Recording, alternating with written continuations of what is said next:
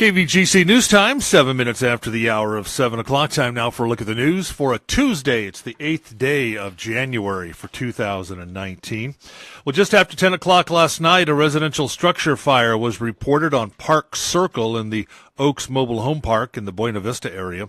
According to Ione Fire Chief Ken Mackey, upon arrival, crews found heavy smoke and fire showing from the attic and the chimney area of a double-wide modular home. Crews made an aggressive fire attack and were able to contain the fire to half of the attic and the chimney chase area. Extensive overhaul and salvage was performed, with the total fire loss estimated at $70,000. Mackey says the cause of the fire was determined to be a malfunction in the fireplace insert unit. Fire crews responded from Jackson Valley, City of Ione, City of Jackson, and Mule Creek.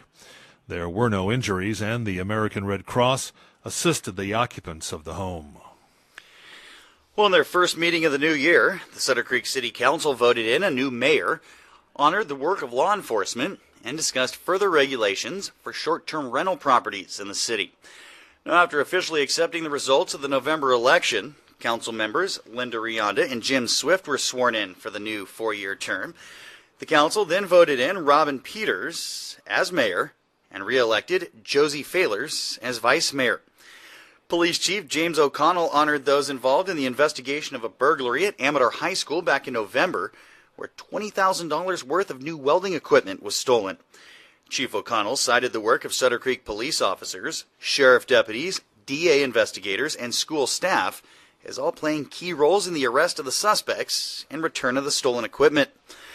Now, the council also discussed new restriction on short-term rental properties in the city, such as those offered on Airbnb and similar arrangements. Council members expressed concern over parking, disruptive parties, and the loss of residential housing stock. A draft ordinance was referred to the City Planning Commission for further review. And the Amador County Sheriff's Office is warning residents that another spoofing scam is circulating around the county. Now, spoofing is the practice of forcing a caller ID to display a number that's not really the number of the caller. Now, in the most recent scam, victims reported receiving a call from phone number 209-223-6500. Sound familiar? Well, that is the real business line for the sheriff's office. Now, the caller uses the name of an actual sheriff's deputy and verifies some very basic information they have, like your name and your address. From there, the caller claims a warrant exists for your arrest and will attempt to gather other information about you and will eventually start asking for your Social Security number, bank account information, or other personal information. The bottom line is there are times that someone from the sheriff's office may legitimately call you. Now, if you receive a call from someone claiming to be with the sheriff's department and you doubt they're truly who they say they are, ask the caller for their name and their badge number, why they're calling, and what their return phone number is. Do not, capital letters, underline, bold, with quotation marks, do not provide them with any information. Instead, tell them you'll call them right back and then hang up. Then call the sheriff's office, 223-6500, ask to speak with the person who supposedly just called you. And weekly Poetry Out Loud workshops for student competitors being offered by Amador Arts every Tuesday, starting today, through February 26th from 4 to 6 p.m. The free sessions will be held at the Amador Arts Center, the Motherlode Plaza in Jackson. And the location is handicap accessible.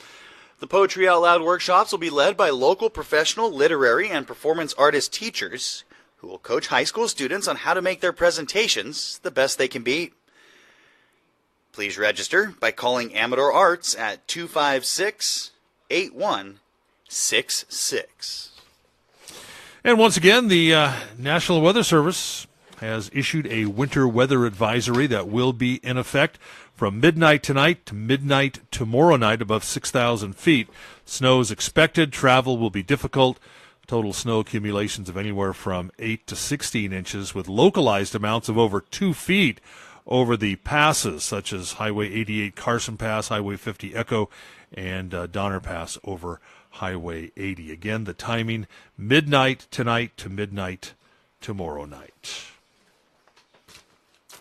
And that's a look at local news. Oh, go ahead. Is there we've got a women's self-defense class starting today, or it's starting tomorrow, actually, doesn't it? Yeah, Accra will hold a women's self-defense class at the Scout Hut at Dieter Park in Jackson, Wednesday evenings, this Wednesday through February 13th from 6 to 7:30. This is a hands-on class.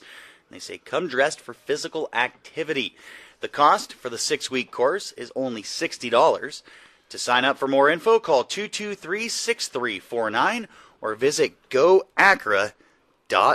And those of you who've been around here for a while will know these classes are instructed by Doug Gunselman, or Karate Doug.